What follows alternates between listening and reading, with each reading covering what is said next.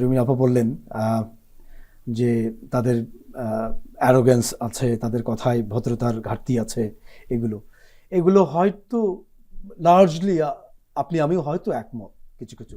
কিন্তু দেখুন, আমরাও কিন্তু আমাদের মধ্যেও একটা টেন্ডেন্সি আছে কিন্তু, যে যখন যে কনটেক্সটে তারা এরকম অভদ্র আচরণ করছে, যখন আমার সুবিধে হচ্ছে, আমাদের অনুকূলে যাচ্ছে, তখন সেটাকে অ্যাপ্রিসিয়েট করছি। আবার একই আচরণ কিছু পরে আমরা অপছন্দ করছি। ওই যে বিয়ের আগে এবং পরে প্রণয়ের সময় আচরণ যেমনই করুক না কেন, যাই করুক ভালো লাগে, বিয়ের পরে গেলে এটা আবার তখন আপনি বাস্তববাদী হয়ে ওঠেন, যে না সকালে উঠে ব্রেকফাস্ট রেডি হয় না কেন। এগুলো কেন বলছি, দেখুন এই ছাত্ররা কিন্তু সোকল যে অভদ্র আচরণ করেছে জন্যই কিন্তু তারা এই মূলোৎপাদন করতে পেরেছে।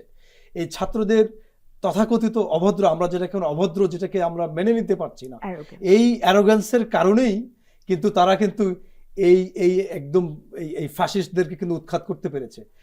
এই রেভলিউশন পিরিয়ডের তাদের আচরণ কিন্তু এর চেয়ে আরো অ্যারোগেন্ট ছিল, কিন্তু এই জন্যই তারা সফল হতে পেরেছে এবং আমরা ওই এক্সটেন্টে তাদেরকে খুব পছন্দ করেছি। কিন্তু এটার যখন ধারাবাহিকভাবে যখন চলছে, এখন ওরা চলে গেছে, যখন আমার ঘাড়ে কিছুটা পড়ছে, ও তো ওর আচরণ কন্টিনিউ করছে, সবার সাথে করছে, বরং আমি তো মনে করি অনেক সফট হয়ে গেছে। এই সফটেস্ট ভার্সন তাদের অ্যারোগেন্সেরও আমরা এখন অ্যাকসেপ্ট করতে পারছি না। আসলে সমস্যাটা হয়েছে যে এখন ওই আমার প্রতি যখন আমি যখন মুখোমুখি না বললো, আমরা যখন আমার প্রতি যখন আচরণটা পড়ছে, তখন আমি এটা আর গ্রহণ করতে পারছি না। এটা আর মব কালচারের কথা রুমিন আপা বললেন, আমি খেয়াল করেছি যে এই আপরাইজিংয়ের পরে কয়েকটা নতুন নতুন টার্ম, তো এগুলো তো ল্যাঙ্গুয়েজে তো আগে থেকেই ছিল, কিন্তু নতুন করে এগুলো আমাদের মুখে মুখে চলে এসছে। এই যে মব কালচার, এই কথাগুলো, এগুলো তো এর চেয়ে অনেক বেশি ছিল এই গত 16 বছর ধরে। এই মারামারি, খুনাখুনি, গুম, হত্যা, খুন, গুলি, এগুলো তো সবসময় ইট ওয়াজ অলওয়েজ দেয়ার। তো আমরা, ঠিক আছে, আমরা তো অবশ্যই ভায়োলেন্স চাই না, বারবার করে বলছি আমরা ভায়োলেন্স চাই না, কিন্তু আমাদেরকে এটা খুব কেয়ারফুলি এই শব্দের চয়ন বা বাক্যের প্রয়োগটা এমনভাবে করা উচিত যে আমরা যেন এমন না করি যেটা একটা নিউ কনসেপ্ট, একটা পোস্ট আপরাইজিং কনসেপ্ট, মব এটা এই বুঝেই শুরু হয়ে গেল, আগে কখনোই ছিল না। ব্যাপারটা আসলে ওইভাবে পোর্ট্রে করাটা বোধহয় খুব আনফেয়ার হয়ে যাবে। আর আমাদের আরেকটা সংকট হচ্ছে যে আমাদের রাজনৈতিক দলগুলো, এই যে আপনি যেটা বললেন, অসহযোগিতা করছে বা রাজনৈতিক দলগুলো এমনটা কথা বলছিলেন আপনারা, তো রাজনৈতিক দলগুলো, কয়টা রাজনৈতিক দল আসলে বিচারের দাবিতে মাঠে নেমেছে? কয়টা রাজনৈতিক দল আওয়ামী লীগের বিচারের কথা বলছে? রাজনৈতিক দলগুলো বেশিরভাগ সময় নির্বাচনের দিনক্ষণ, মানে এমন উতলা ভাব, নির্বাচন তো আমরাও চাই, নির্বাচন তো ডেমোক্রেসির একদম ফাইনাল ডেস্টিনেশন, ওটার মাধ্যমে ম্যাচুরিটি পায়, কিন্তু আমাদের উতলা ভাবটা এরকম যে আজই এখনই বায়না ধরেছে, এখনই বলতে হবে ডিসেম্বরের 17 তারিখে, অন 17 ডিসেম্বর at 10 o'clock আমি যেন পুলিশ স্টেশনকে ভোটটা দিতে পারি। এইরকম একটা চাপাচাপির একটা পর্যায়ে চলে গেছে। তো এটা তো একটা অসহযোগিতাপূর্ণ আচরণই বলে আমি মনে করি।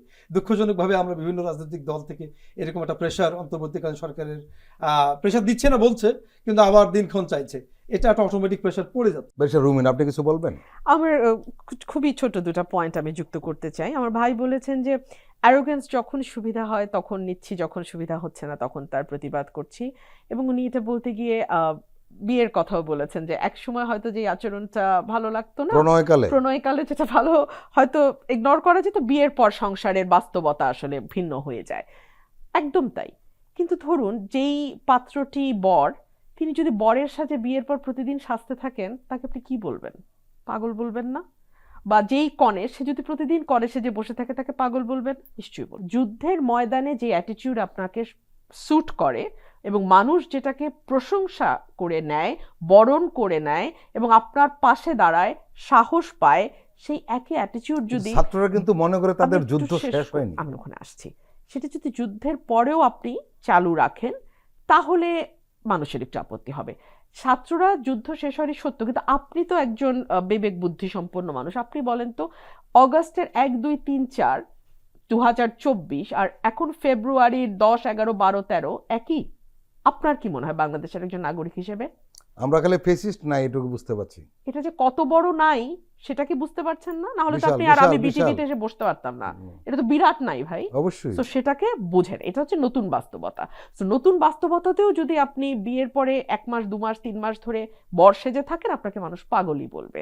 আর 2 হচ্ছে নির্বাচন নিয়ে তাগাদা। নির্বাচন নিয়ে তাগাদা রাজনৈতিক দলগুলো দিত না যদি সরকার ন্যূনতম তার ম্যানেজমেন্ট ক্যাপাসিটি দেখাতে পারতো।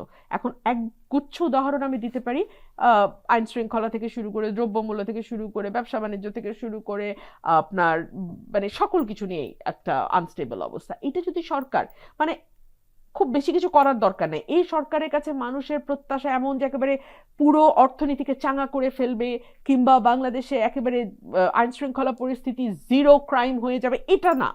মানে কোনো মতে একটু স্বস্তিতে, একটু নিরাপত্তায় থাকা, এটুকু যদি এনশিওর করতে পারতো, আমি বিশ্বাস করি রাজনৈতিক দলগুলো মানুষের চাপের কারণে নির্বাচন নিয়ে খুব বেশি কথা বলতে পারতো না।